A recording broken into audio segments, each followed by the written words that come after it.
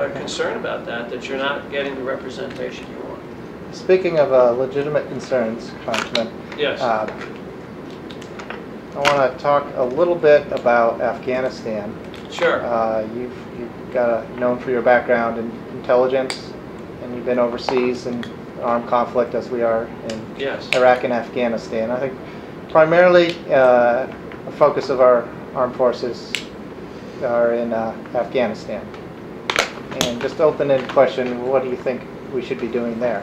I'm concerned about the situation. I'll be honest with you. I'm concerned about the situation in Afghanistan. I'll tell you exactly why, and I'll try to draw a little comparison between that and Iraq. And I think that after 9/11 occurred, and this is a 9/11 ribbon, which I've worn ever since 9/11 for personal reasons. But after 9/11 occurred, I felt it was incumbent upon the United States to move Al-Qaeda out of its base. Based on my background in counterinsurgency, an insurgent group, by its very nature, is weak and chooses its own opportunities to strike, but can't survive if it doesn't have a secure base for planning purposes, resupply, and training. So if you deny the group the base, you automatically degrade their ability to conduct further attacks. Al-Qaeda was embedded in Afghanistan, and they had the support of the host government, which was run by an organization called the Taliban. So I felt it was incumbent on the United States to reduce this threat by moving them out of Afghanistan. Now, I certainly would not have intended that they should go into Pakistan and camp out there for the next 10 years, but that's kind of what happened for a variety of reasons. Over the years, it's become apparent that the security efforts of the coalition forces and the host government in Afghanistan aren't working. My aunt and uncle lived there for a number of years back in the 60s doing work for USAID, and they described it as a very poor country, no oil, no water, and very little economic base except for drugs. Even today, between 60 and 70% of the economy of Afghanistan is opium poppy drugs. Now, the current policy, now that Al-Qaeda's been removed, the current policy is to secure the country, but also to degrade the drug trade by anti-drug operations. Now, what does it do to a local tribal leader out in the mountainous territory, bitterly poor, when U.S. and coalition forces fly in and destroy their opium fields? What it means is children are going to be hungry. Children are going to be hungry. What does it mean when the Taliban comes into these remote outposts and buys the opium? It means its children are going to eat. So I believe that what we have to do is look at the economy of the country and look at that nexus of the economy, which is key to securing the country, and consider an alternative plan that does not involve airplanes and bombs and guns and shooting, but goes to the issue of buying the product, which has medicinal purposes.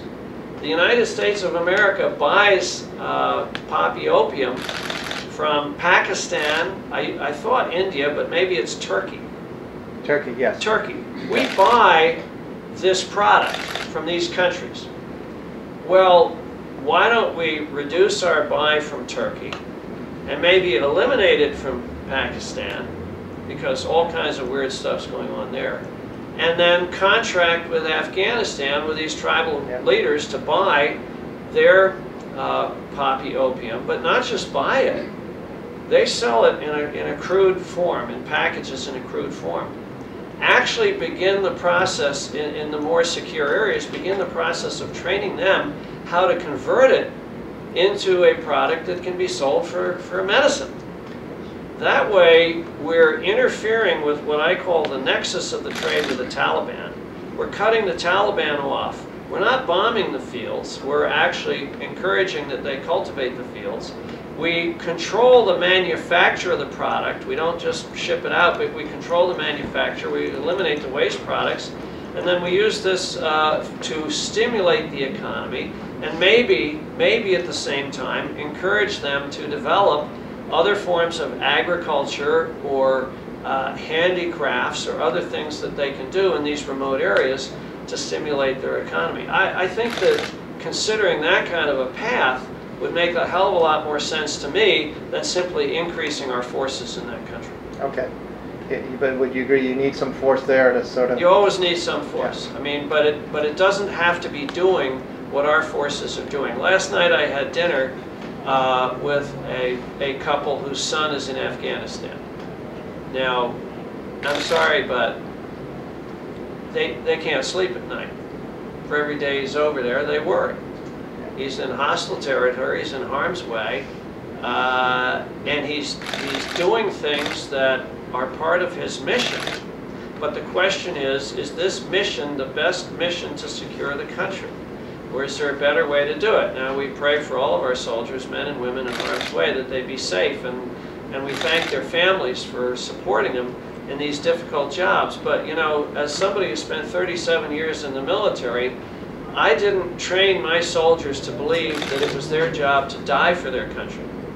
I trained them to believe that it was their job to perform a difficult and dangerous mission, and I wanted them to survive for their country. And I wanted the mission to be smart, not stupid. So, you know, if you're confronted with something that doesn't seem to be working, you need to adjust and you need to change. And I'm not sure why Afghanistan is the best place for us to pursue the war on drugs in a traditional fashion of drug eradication. It seems to me there's a better way to do it there. Now, that may not apply in Colombia, it may not apply in some other countries, in the Golden Triangle, in Burma, and northern Laos. But I think in Afghanistan today we need a smarter policy, and that's a policy that I'd recommend. And in my research, I saw that the European Parliament is also suggesting that we purchase sizable amounts of that. So there's a credentialed entity that yeah. says there is a domestic market, a legitimate market for this. There is. There is, and I believe there are some international organizations that are looking at this, but, you know, there's not a day to lose. We have men and women in harm's way. The Taliban is resurgent. How does the Taliban fund their activities? In part through drug sales, right? Yep. And so as long as this current situation continues, they will be able to secure money through drug sales to secure weapons and equipment to kill our people. Okay, great. Kind of a numbers guy. Just a question, if I could. This, if you could scale in dollars the economic approach that you're suggesting versus what we're spending and what I call a military approach, what is the ratio? It would seem to be favorable. I look forward to hearing from you about what those numbers might be. You see, there was a time when I had an extensive staff, and I could task them through the Office of Legislative Research or the Congressional Research Service to develop some of these numbers. But right now, what you see is what you get. But I'll bet that with a little Googling, a little work on Wikipedia, and maybe tapping into some State Department web pages that keep track of this, you could probably develop the numbers, what we call open source intelligence, which is, to me, the best source of intelligence is open source, because then you can show the fruits of your labor and other people can look at it and decide whether or not your numbers are correct. But I think we would find that the cost of deploying the military to eradicate these fields and to secure these areas versus the cost of paying for this product and letting the locals make a decision. Okay, we're going to sell to the U.S. now. They're going to give us a 20% premium on the price we get from the Taliban, so we want to sell to the U.S. So the next time the Taliban guys come to the village, maybe they won't be greeted with open arms. Maybe they'll be encouraged to stay away. And then as we begin to work with these tribal leaders on this kind of a transaction, then maybe we can get some investment in the infrastructure, connect them a little better to the rest of the country, bring in some technologies to process the product so that they not only grow it, but they process it on site, develop some skills, and eventually squeeze out the Taliban altogether. I would suspect your marketing suggestion probably would be not even 10 cents on the dollar of what the military solution is. I think just you're off right. the top of my head. I think